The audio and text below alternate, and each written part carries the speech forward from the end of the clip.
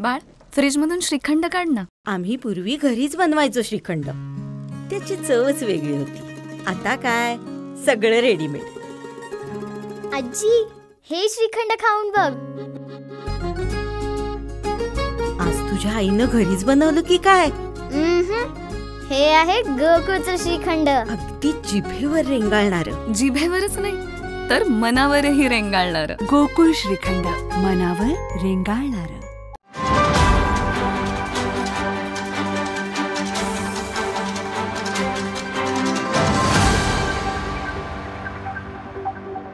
पहिल्यांदा मी सर्व कोल्हापूरकर जनतेचं अभिनंदन करते.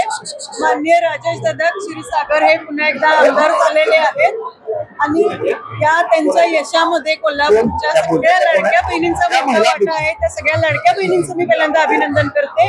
लाडक्या बहिणींनी बरेच कार्यक्रम करून दाखवलेला आहे की त्या पूर्णपणे सत्याच्या बाजूने उभ्या राहिल्या. कुठल्याही अपप्रचाराला, कुठल्याही खोट्या प्रचाराला बळी पडल्या नाहीत. आणि आम्ही वेळोवेळी हे सांगितलं होतं की तुमच्या कुकरची शिट्टी वाजणारच नाही, कारण मुळात तुमच्या गॅसचा लायटरच आमच्याकडे आहे. त्यामुळे तुमची गॅस पेटला पण नाही आणि शिट्टी वाजली पण नाही. त्यामुळं हा आमचा सत्याचा झालेला विजय आहे, दादांनी केलेल्या कामाचा विजय आहे आणि दादांच्या वरती लोकांनी केलेल्या प्रेमाचा विजय आहे. कोल्हापुरातल्या सगळ्या बहिणींचा विजय आहे. माननीय राजेश दादा क्षीरसागर आणि वैशाली वहिनींच्या वतीने मी सगळ्या बहिणींचे आणि सगळ्या भावांचे मनापासून आभार मानते. जय हिंद, जय महाराष्ट्र.